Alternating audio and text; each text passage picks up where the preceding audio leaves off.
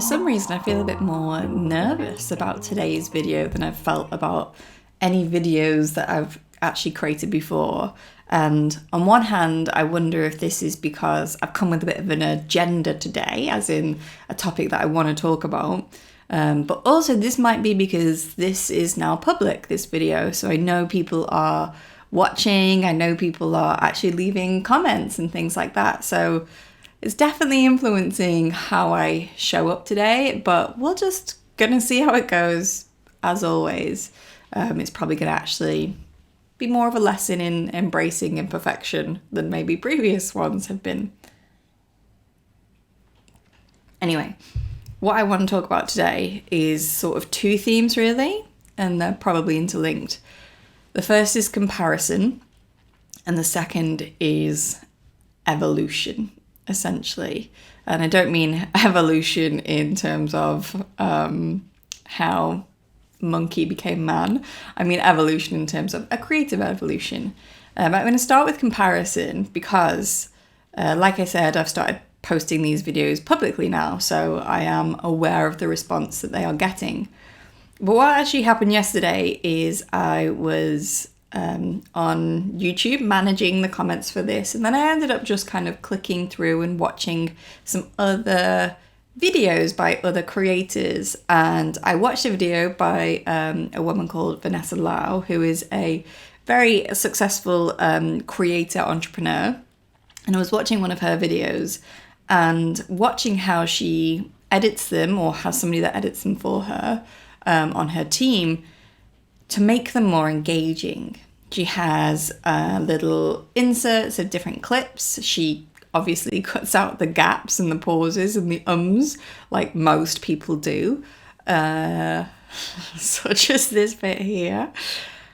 And generally, it was snappy, it was engaging to watch, and I found myself, even though she was just talking, able to watch the video with more ease. And suddenly in my head I was like, oh my god, should I be doing this? Like, the reason I don't edit is really, to be completely honest, because it's the process of editing adds resistance for me. Because in the past I've tried to do YouTube channel before with videos, etc. And what started out as this simple concept of I'm just going to create some videos to put on YouTube around a certain topic suddenly grew into this whole thing whereby I would be adding like additional effects, inserting those little cut-ins, adding text over the screen, and it became a whole job in itself. Now, I am not passionate about editing. I love filming. I find this very easy to do, but when it comes to the editing process, I'm entirely capable. My university's degree was in computer animation, and part of that was learning familiarizing myself around editing software. And so it just grew into this big thing. So I've intentionally been not editing these to decrease the resistance that I have to actually filming them. But this comparison happened where I saw her videos and suddenly felt a pressure to change. I suddenly felt like my work wasn't good enough anymore. And I just think it's something that we really need to keep an eye on, because when we observe other people's work, it's okay to admire their work. It's okay to learn from it and think, do you know what? I actually really enjoy the way that they've done that thing. And I'm going to apply that technique, that approach, that whatever it is to my style. I'm going to take the fact that they have edited it in a certain way, or maybe their lighting setup is a certain way, or maybe if you're reading something, you might think, do you know what? I love the way that they've structured this text. I love the way that they've approached this topic. I'm going to take that lesson and apply it to my own work. That's okay. I think that's how we grow and we learn, and we get to, like I've mentioned in a previous video, a little peek into somebody else's perspective, and we get to borrow the things from that and apply it to our own expression. That is totally fine, and I think we should be honouring that. But what I don't think we should be doing is holding up our work and someone else's work who is at a completely different phase in their journey, in their life, in whatever, and compare them in a sense of, okay, which is better? Does their work existing devalue my work? Which is, I think, what had happened when I was watching Vanessa's videos yesterday. Is I was watching her stuff and I was thinking, oh my God, this just puts mine to shame. Like, what's the point? Like, why am I doing this when that's the quality I could be creating? But I think that's the dark side of comparison. And I think that's what we need to be really careful when we're consuming content from other people about the internal dialogue that's going on and how we let that dialogue influence what we do next. So I just wanted to speak on comparison, but as the next kind of step in this kind of journey or this thought processes that I'm having is when I was then considering this work, I thought, well, hold on. The whole premise of it was that it was unplanned, unscripted, unedited. If I change it, does that then suddenly invalidate all the work that I've done so far because I've changed course?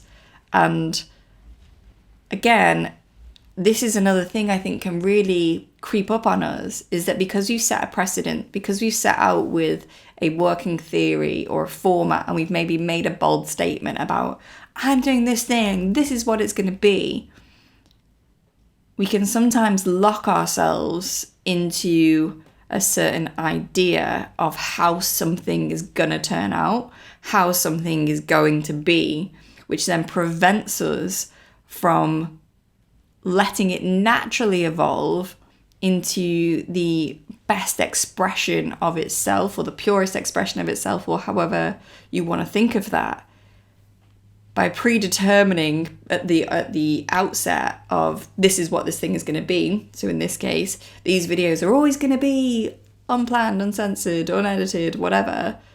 I might then be restricting myself in terms of the growth of this format. And when I say growth, I don't mean in terms of like audience growth or whatever. I mean creative growth. Because actually maybe one day I'll find that, yeah, I'm still going to turn up unscripted.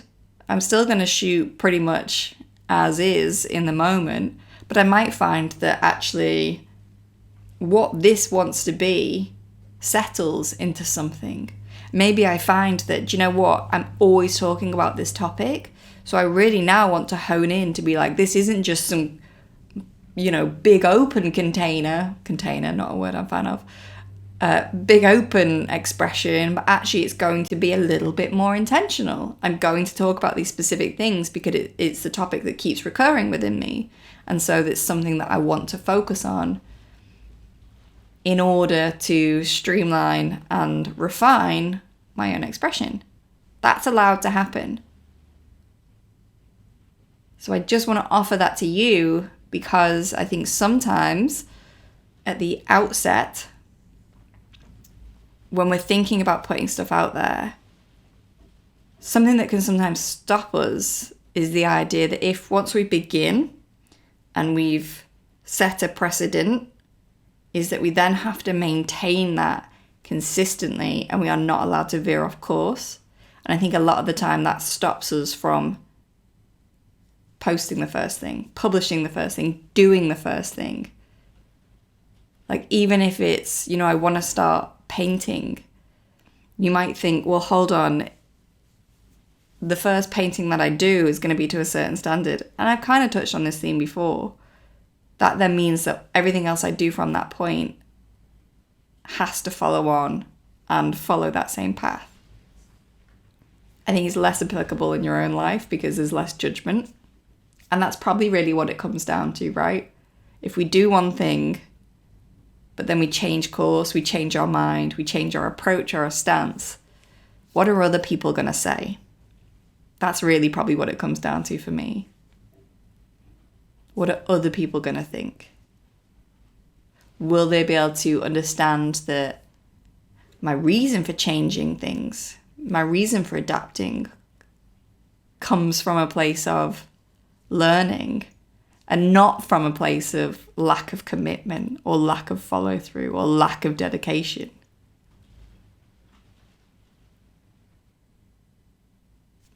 And that's where I'm going to leave it today. My instinct, as always, is to try and sum it up into some juicy lesson or juicy takeaway for you. But I'm not going to. I'm going to let you do that. I'm going to let you take from this what you need to take from it.